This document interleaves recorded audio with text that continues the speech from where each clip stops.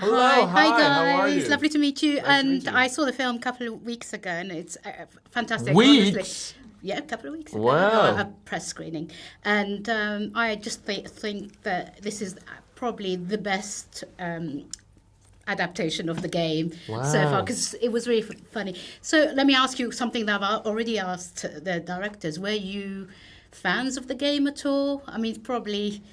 And you're not of age yet, but No, she plays all the let me time. ask. I played a bit in high school and a little bit out of high school. Never finished a game, but it was I played for a bit on and off. It's so surprising how many people play this game. Like It's- when I told people I was doing the movie, they're like, "Oh, I played that." Like people I would have never suspected because 12-year-olds, grandmas, with Jim Rose. sure, yeah, all those people, sure. No, but it's just like I think Dungeons and Dragons, has a stigma of being like a kind of nerdy, geeky game. But like so many like really cool people who I know play it, but I guess just like have never told me that until I was like in this movie. So this movie has become like this beacon for all these people who kind of keep this like secret love. I think what I loved about this film is the camaraderie between the cast.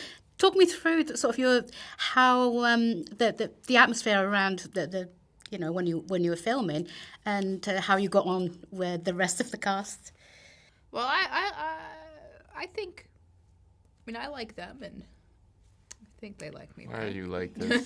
Why are you like this, Sophia?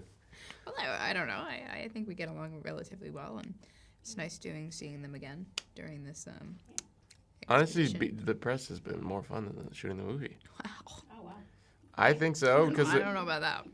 well, we're working. You know, it's like when you're working on. I mean, we're working now too, but when you're working on set, it's like, yeah, you like spend some time together, but it's mostly like work. Like you're mostly in character working. Like you're not really like getting to know each other too well. Right. But like this is like fun because you get to like actually talk and have fun and. That's true. I mean, it's a little bit better now because before it was really during like heavy COVID times, and now the rules have eased up a bit. I mean, we still Have COVID. have COVID. Not us personally. Not us, no. The no. world.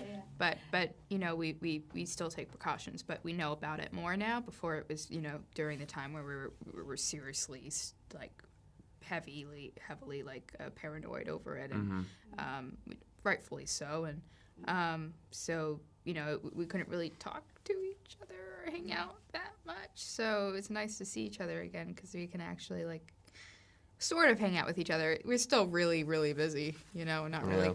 And just as you're doing a British accent in this, and I have to tell you, it's actually perfect. Oh, thank and you. Did you get any help, or did you get like a coach through doing it, or did you? Yeah, we had a dialect coach.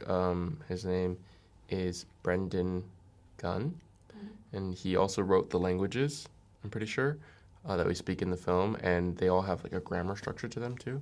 But I knew the accent before working with him, and when I met with the directors, I had said, I was like, because he was written as English, and I was like, so you guys are going to keep him that way, right? Because I really want to show people that I can do accent work, and I know what I'm doing.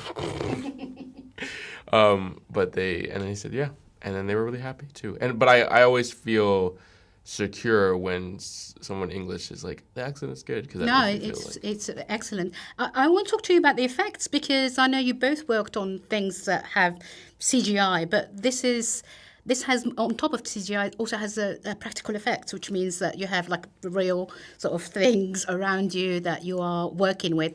So to give it that kind of more realistic thing, how did you get on with that? I always prefer practical effects to CGI, although CGI is amazing. We don't get to experience it in the moment, Seeing, like, on set, seeing the thing that you're supposed to be interacting with grounds your performance, and it makes it more real, and, that's what the audience is going to relate to is the real parts of the film. Does that make sense? Yeah. Sophia?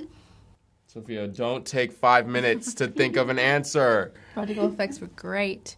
amazing. Love them. I'm a big fan of practical effects. I love seeing how they work, and they did such a good job with it. I mean, like the amount of research they went into making that Dragonborn, and I mean, like they had like all of these like face muscles in there that they added in, like electronic face muscles, kind of, so like it could like make over like 150 facial expressions or something like that. I don't remember the exact number, but it was wild. It was impressive what they did, and some guy somehow was able to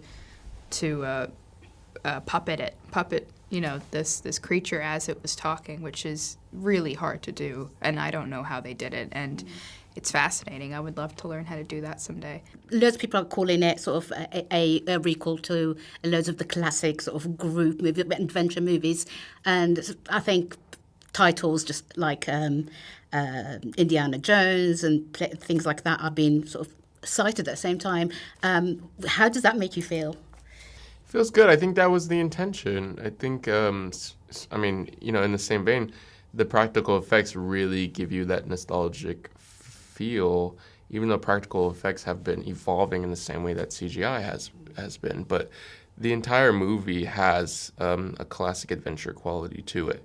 And I think that's because John and Jonathan prioritized character over spectacle.